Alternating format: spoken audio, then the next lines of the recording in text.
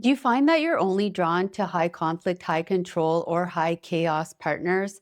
The kind of woman who keeps you guessing, tests your patience, pushes your buttons and your boundaries, and somehow she's the one that you latch onto and can't let go of? When you meet a stable, healthy, attractive woman, someone who's kind, consistent, emotionally available, she just doesn't do it for you. It doesn't matter how beautiful, smart, or interesting she is. For some reason, you feel bored. There's no spark. It just doesn't light you up.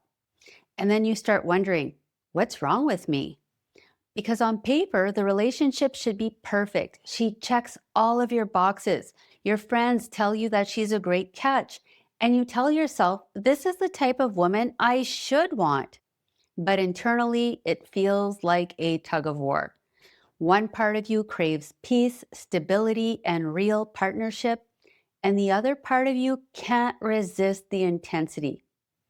I'm Lise Leblanc, and if you friend zone healthy women and only feel alive with toxic women, then you definitely want to stay tuned until the end of this video because I'm going to explain 7 deep psychological reasons why healthy feels boring and toxic feels exciting, and why you might be subconsciously wired to chase and attach to partners with borderline or narcissistic personality traits. This video goes very deep, and if you like these kinds of deep dive videos, don't forget to check out my private members area where I go even deeper into the psychology of cluster B relationships. Okay, so let's get into it. Number one is your nervous system was wired for chaos. If you grew up in a home where love and stress were always mixed together, one minute there was affection and the next it was yelling, withdrawal, walking on eggshells, that constant uncertainty put your body on high alert. Your nervous system was flooded with stress hormones one moment and then flooded with soothing chemicals the next. Over time, your nervous system learned to associate love with this emotional roller coaster. Those highs and lows became your baseline for emotional connection.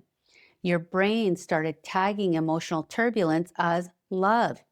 So when you meet a woman who's steady, kind, and emotionally available, there's nothing in your body signaling that this is love because there's no spike in dopamine, adrenaline, or cortisol.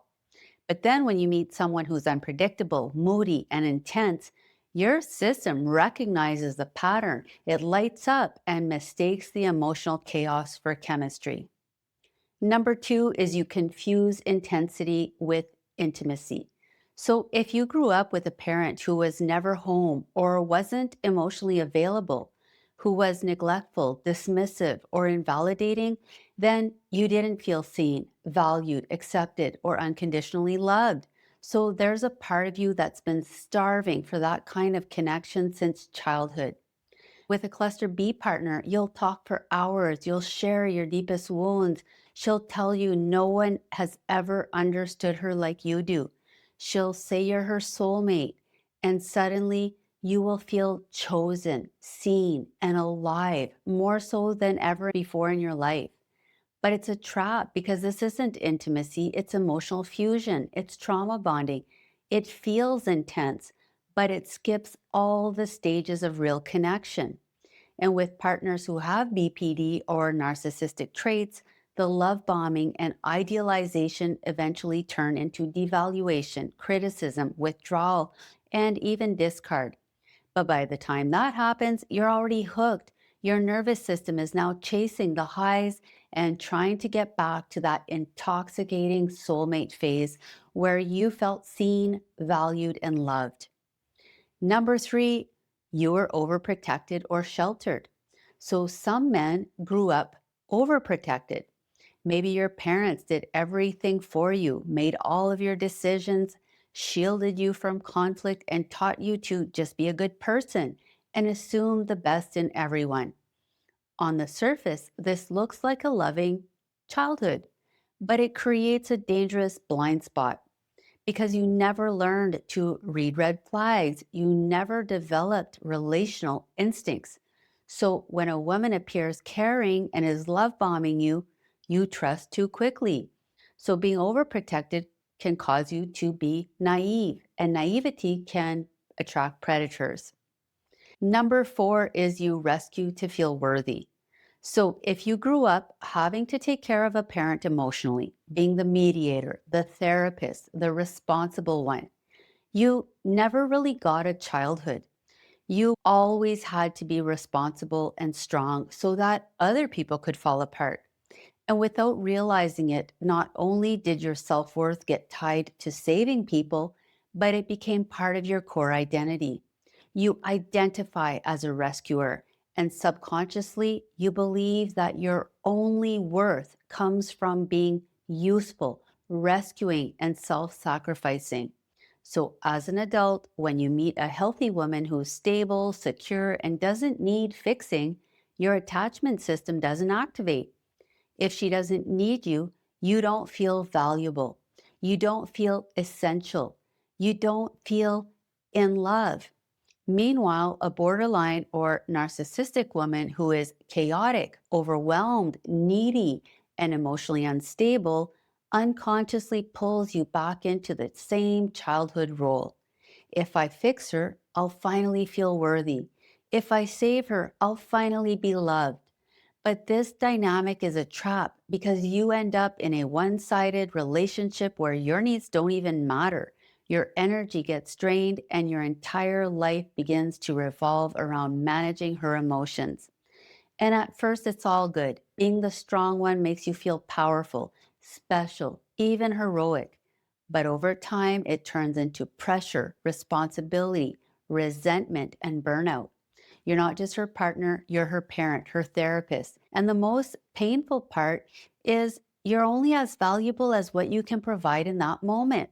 The second you set a boundary, the second you can't meet her needs, the second you're tired, human, or unavailable for whatever reason, she withdraws, devalues you, punishes you, or lines up someone else on the side, or simply discards you in favor of someone she believes can give her more.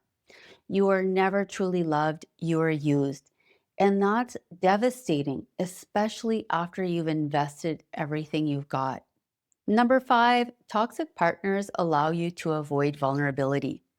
And they can sometimes make you feel more stable than you actually are. When you're with a chaotic partner, the relationship becomes all about her, her needs, her emotions, her crises. You're always putting out fires, walking on eggshells, trying to manage her emotions and her reactions. You never have to look at your own wounds, fears, or insecurities because there's no space for you or your emotions in the relationship. Her chaos keeps the spotlight off of you. You never have to deal with your own issues or trauma because you're too busy managing hers. But here's another deep reason for this dynamic and why it feels comfortable. When your body associates love with anxiety, unpredictability, or emotional tension, then calm will actually feel uncomfortable. Your brain will scan for danger. You'll feel restless, disconnected, or maybe even suspicious. You might start self sabotaging, picking fights, pulling away, or shutting down emotionally just to recreate the intensity your nervous system is used to. Your system doesn't know how to feel alive or normal without stress. So when you're with a dysregulated partner, you're not the toxic one. So that way it's easy to say that she was a problem. And maybe she was. But being with someone like this gives you the perfect hiding spot where you never really have to face the parts of yourself that you've been avoiding your whole life. Number six, they mistake control for love. So some men had a very controlling parent, maybe a strict father who criticized everything, or a controlling mother who dominated the home and wore the pants in the marriage. Maybe you had no voice, no power, no space to just be yourself. So what did you do? You adapted to survive. You learned to read other people's emotions, to walk on eggshells, to do what you were told. You submitted, you shrank, and you learned to please and appease. Now, as an adult, you don't just tolerate controlling women, you feel drawn to them. A woman who's intense, dominant, emotionally volatile, or impossible to please actually feels familiar. Your nervous system knows exactly how to play that role. And it might feel like love, but it's actually a trauma reenactment. And when you meet a healthy woman who treats you as an equal, who doesn't control you, test you, dominate you, a part of you actually feels lost. So you end up going back to what feels safe and familiar. Those chaotic women who you have to chase, who overpower you, because you just don't know how to feel loved without being controlled. Number 7 is early abandonment or a significant loss. And this one runs deep. So maybe a parent left you at a young age. Maybe they got sick, struggled with mental illness or addiction. Maybe there was a divorce or a death or a sudden change that shattered your whole world. As a child, if you experience a significant abandonment, your nervous system never forgets. And as an adult, you may find yourself doing almost anything to avoid being abandoned again. You overgive, you fix, you tolerate abuse, disrespect, you abandon yourself to prevent someone else from abandoning you. So when a woman pulls away, gives you the silent treatment, or threatens to leave, it hits that old wound like a lightning bolt. Suddenly, you're chasing, pleading, working twice as hard to make it right and to prevent her from leaving. Not because you love her, but because it feels like a matter of life and death. This is why you stay, because your inner child is terrified of being abandoned again. Now, it's important to realize that toxic partners don't always create the trauma bond. Often they just reactivate the trauma bond that was formed in childhood.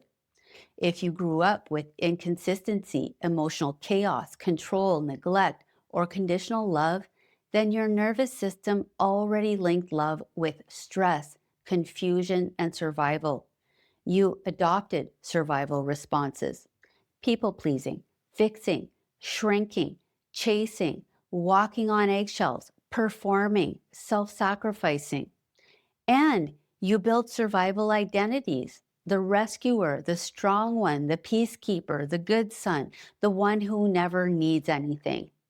So when you meet a toxic partner, it feels familiar, it feels like home. And leaving her doesn't just feel sad, it feels dangerous because you subconsciously believe, if I stop playing this role, I won't be loved, I won't be safe, I'll lose everything. It's like trauma built the lock and a toxic partner is the key. Even though these patterns were formed early for survival purposes, they can be rewired. You can retrain your nervous system to feel safe in healthy love. And if this is something you want for yourself, consider reaching out to a therapist who specializes in cluster B personality disorders, or check out my toxic relationship recovery program that I linked below. Okay, so I'll see you in part 2 of this series where I'll be talking about the deeper, hidden layers that control attraction. Layers rooted in your sexual imprinting, your hormones, your subconscious desires, and your erotic template.